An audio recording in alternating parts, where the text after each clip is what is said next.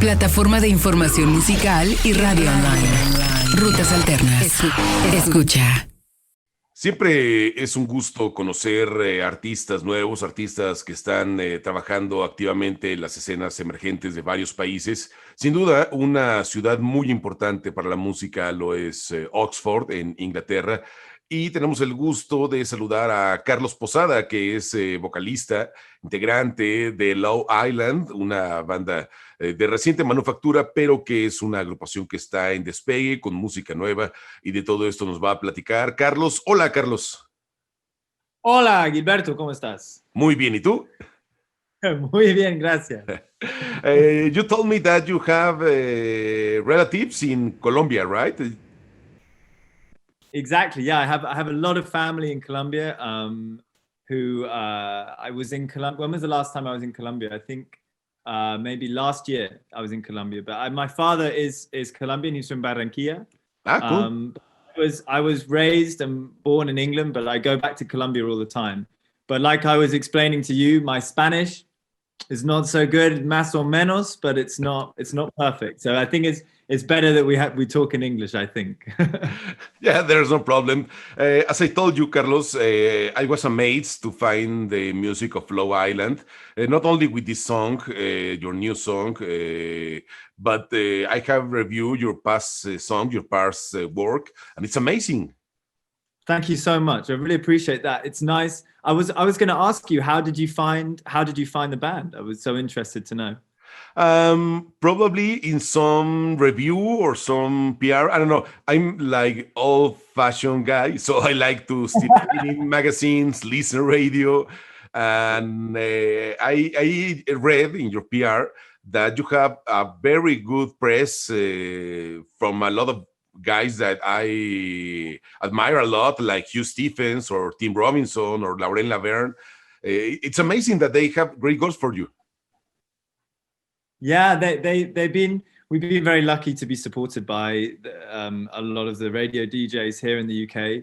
And also what's been nice too is the audience has started to grow a bit more, in other countries, internationally, I guess, because one of the songs was on Pro Evolution Soccer, the game, and the new song is on FIFA. And obviously those games are played by people all over the world. So suddenly you start seeing comments from Mexico, from Brazil, from Japan. And, so that's the other nice thing that's happened recently is it feels like, the music is gradually spreading outside of the UK, which is a nice feeling for us. There are so many ways right now to listen music, to find bands. As you said, like in a video game, or like me, maybe listen radio. But always a good song have a great impact. Yeah, I think so. I think in spite of all of the distractions and all of the different ways you can promote music, it's true that I think still, good music, it still cuts through, even though we are in challenging times and all of the ways in which we listen to music have changed a lot. I think you're absolutely right that good songs are good songs and they still translate and they still move people as they always have done. One of the things I love about Long Island, it's a live video that you post on YouTube, and you are playing live in front of a small audience in a small place, but you have a lot of energy, a lot of vibe. Even if you use computers, laptop, software, you are a rock band. I mean, you have an organic sound. You have a drummer, you have guitar. That mix is amazing.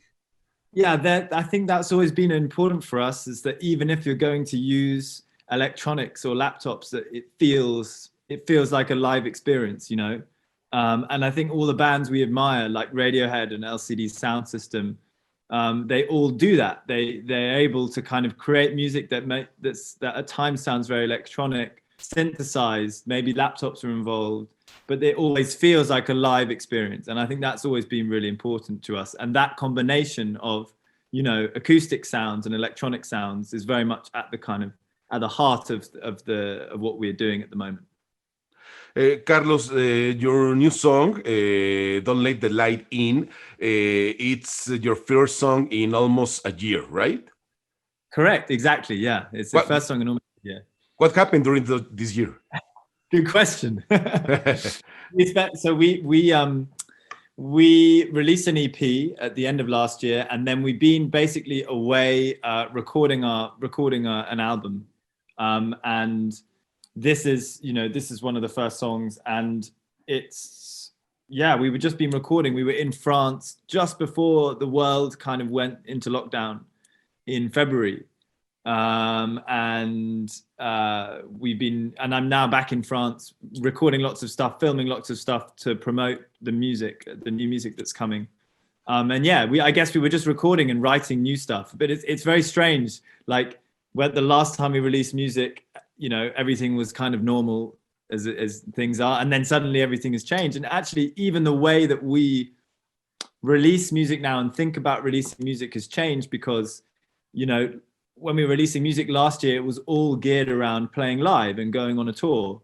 How could the song help you to go and play in front of people and play in front of audiences? And at the moment, it's just not possible. We can't play any concerts. So we have to think very differently. So even in the space of a year, there's been a huge amount of change in the way, at least temporarily, in the way that we release music. It's kind of extraordinary. Carlos, how was the relation with the people of the FIFA 2021 video game, to include your music in the video game? So I wish it was an interesting story. We basically work with a company who we release music with, and they have a department who, pitch you for all sorts of things like films and video games. And I think we were just very lucky, we were very lucky that the song got into the right hands and the people liked it, because I know that it's this very, very competitive thing, and lots of artists want to get on this soundtrack, and I think we were really just very lucky, and we're very grateful, because it's a huge opportunity for us, but also, just as I said, it's great to be able to not only reach people kind of outside of the UK and outside of Europe, but also, I think what's really great about songs being placed in games and in films is that whoever's playing the game or whoever watches the film creates an emotional connection with the music. Yes. Which isn't the same necessarily if it's in an advert or something like that. And I think ultimately, as a musician, your main goal when you're making music is for people to emotionally connect with it. That's what you want. And that can be from someone playing a game, scoring a goal, and the song comes on, and that's what they associate with. It can be when they fall in love, or it can be, when something terrible happens to them. But ultimately, if the song can get put in an environment where people can make a connection, then that's the best thing we can ask for as musicians. Yes, and absolutely, and that connection is forever. Yeah, right, exactly. And those things last. So it's for us, it's really nice, seeing people comment on the YouTube videos saying, I'm here because of FIFA, all this kind of stuff. It's great. That's why we make music, for people to connect with it emotionally, and that can be done in lots of ways. FIFA, is one of those ways. So it's great. We're very happy about it. Carlos, what can you tell us about Oxford? It's a very vibrant city. It's a very young city. I mean, a lot of young people live in this historical place. But there's a lot of vibe. There's a lot of good music, a lot of good places. Not open now, but there's a good music movement in Oxford. Yeah, totally. And it has been the case for a very long time. Right back when there was Ride and the sort of shoegaze movement, and then obviously Radiohead and Supergrass. Later on, Foals, and then Stornoway, and now you probably know Glass Animals as well. All of these bands from Oxford have, grown up in what is quite a small city, but has obviously been very inspiring musically. For us, certainly growing up, I remember going and see like a band like Foals when we were really, really young, and their first shows when they were playing to, 100 people. And I think those kind of things were the reason that we got into music, because you would go and see a Foals show, or you would see Tom York walking down the street. And I think because they were near you and they were in your city, and because you were listening to their music, you felt like being in a band was possible, you know? And I think those things are very easy to take for granted when they're on your doorstep. But now I look back on it, I'm like, had we not have had those bands to look towards near us, who had, you know, were from similar backgrounds and in the same city, I'm not sure I'd have been as inspired to make music. But I think being around those people and knowing that they existed and enjoying their music and watching their concerts made me feel like, okay, a career in music might be possible, you know? So it's been very important. It's been a very important place for us. And obviously now Glass Animals and stuff have done amazingly well, and they're friends of ours too. And it's really nice to see. It's really nice to see how well they're doing with, you know, with their new album and with the previous albums. So yeah, it's a great city to be from. It's great. And how was your relationship with a radio station like Six Music or Radio One? So with Six Music, we're very lucky in that Lauren Laverne is a fan of the band, and she plays the music on her show, and with Tom Robinson as well. So both of them actually very kindly made some of our songs their highlights of last year. So that was really, really cool. And then we've also done some sessions for Radio One as well. There's this big studio in London called Maida Vale Studios, which sadly I think is getting knocked down. But we did a session there for Radio One. Obviously in the UK, I don't think so many countries have this similar structure, but really we have like 2 radio stations, important ones, you know. We have like we have Six Music and we have Radio One. And I think whenever I speak to people in other countries, it's always a bit more spread out and a bit different, but they're really important, and we're lucky that they have been supporting us, you know, in lots of different ways. Also, they have stages at festivals. So like BBC they have this thing called BBC Introducing, who have stages at festivals, and we've played those as well. Mm-hmm. So yeah, and we're also very lucky to be supported by our local BBC team, who is the BBC Oxford. They are really supportive of our music, and a big reason as to why we ended up getting onto Radio 1 and Six Music, because it sort of filtered through. So yeah. Because the music industry in the UK is very competitive, but they also have this structure, so it doesn't matter if you only have the BBC. It's the BBC, man. Right. Yeah. So it has a global impact, and it's important for the bands to reach the audience of the radio, but it's also important for the bands to know who is talking on radio. I mean, it's important to know the broadcasters, they work. I think it make easier to make contact. Totally. And I think, you know, as well, again, when you were growing up, you know, the music, often the shows in which we discovered music on when we were younger was through Six Music, you know, or Radio One. Those were the stations you listened to on the way to school, on the way back from school, when you were, you know, so that's where you often would discover music. So, you know, like, it's so important here, and it still is as a way of promoting and discovering music. And actually, I don't know what it was like for you guys in Mexico, but for us, radio over lockdown became this really important thing. I mean, the listenership for radio in the UK went up, I think, by like 20%. I think because there was a sense of community and a sense of togetherness that radio brought to a situation where lots of people felt isolated. So radio does now, it feels like it's taken on more of a sort of social responsibility. We have, like, you know, you have like key workers. I don't know how I would say that in Spanish, but like people who carried on going to work even through lockdown. Yes. Radio I don't know what it was like for you guys, but for us, radio DJs were considered key workers. So they still went and they broadcast their shows. And I thought that was really interesting because, like, you know, it's not like the same as being a nurse or a doctor or an ambulance driver, but it's still that idea of community and of bringing people together. It's something that the radio does incredibly well, and the BBC is fantastic at that. Maybe the same here, not considered as key workers, trabajadores esenciales in Spanish. Okay. But still, I'm still making my show even from my house when I can go to the radio station. I mean, it's growing the audience, and it's important for us as radio workers to do this job, to make community with the people. I think it's so important. And I don't know, have you seen in Mexico? Have you seen more interest in the radio since the virus? Or yes, absolutely. Yes.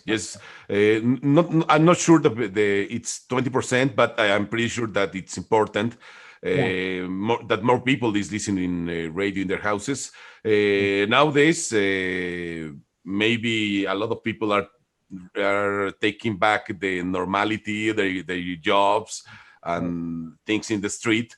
But the radio, it's always had an important place for the people here in Mexico. Totally. I'm glad to hear it. And it's the same for us. It's been very, it's been really important for everybody's sense of kind of community. So, and like I say, the BBC has always been really good at that. And they came into their own, I think, over the lockdown period. Even Tim Robinson said that you will play in the Pyramid Stage in Glastonbury. He predicted that. You predicted that. Let's hope so. I hope he's right. I hope so too. Have you played in Glasgow? Yes, we played in Glastonbury for the first time last year. Ah, cool. And we played twice on the same day, and it was like, this probably doesn't sound necessarily very hot for you guys, but for us, I think it was like 35 degrees and in a tent, and it was all of the equipment was overheating, and I remember we had like half an hour or an hour to get from one stage to another stage to play the second show. And I was like, oh, it's going to be, we've got an hour, it's plenty of time. But you just don't realize how big big Glastonbury is. And I think it pretty much took us an hour to get from one stage to another stage. It's like nothing I've ever experienced before. It was the first time I'd been, and yeah, just it's an amazing festival. I think it's a crazy place. Have you ever been? Yes, a couple of times. Broadcasting from there, it's amazing. It's crazy. I mean, it's amazing. The greatest festival in the world, and you can meet a lot of people, but you don't have any chance to talk with somebody because you want to see a lot of bands in the John Peel tent and the Pyramid Stage and the BBC introducing stage. I mean, there's a lot of things happening all the same time. Oh yeah, totally. It's and also the difficulty is it's almost too much, and so there's a risk that you almost don't see, or you never get in a good place anywhere because you're trying to see so much. So I think the thing I learned was have a smaller menu of what you want to do. Yes. And get early so you can actually see them. Absolutely. Otherwise, you come back and you can't really see much. You can be tired the next month, no problem. But during a festival, you need to get early. In all festivals all over the world, you need to get early and go late. And as you said, have a menu, a very specific menu of what you want to see, and stay hydrated. Hydrated. Sorry, because it's a long journey. So, Carlos, will you make a video from "Don't Let the Light In"? We are making a video. In the process of making one right now. It's quite difficult at the moment to film things with real people. So what we're doing is we're working with two really great animators. It's being directed by someone called Danae Gossett, who she has worked on videos for artists like Mitski and Gracie Abrahams and people like that. She's really talented, and the video is being made literally, right now. Cool. And it is. I think it will be ready towards the end of the month. Animation, I'm learning, takes a lot of time, and there's so much that goes into it. I'm learning a lot about it just through talking with Danae, and it's amazing, the process. But hopefully it will be ready by the start of November. So as soon as it's ready, I will send it to you. Please send me the video. Are you already making plans for touring in 2021, or you will wait until see what really gonna happen? So I think it's really difficult at the moment, and I don't think anyone is completely sure as to what the right way forward is. But for a band, a smallish band like us, we are thinking about doing some shows in June. If they'll go ahead, but we're thinking of doing some shows in June in the UK, and then also some more stuff in Europe as the year goes on. So that is the plan. Whether we get to like properly tour our record or whatever, I don't know. But we definitely will. Hopefully, we will put on some shows in June, I think. And are you planning to make a streaming before that? More music, you mean? No, a streaming, a streaming show, because a lot of bands are trying to making that using a good experience with audio, with video, with lights. I mean, very predictable. Okay. So we are definitely one of the things we've been doing right here in France is filming a lot of music, and us playing live. And we will be definitely doing as much of that as we can, because I think that is also, you have to be able to perform some way.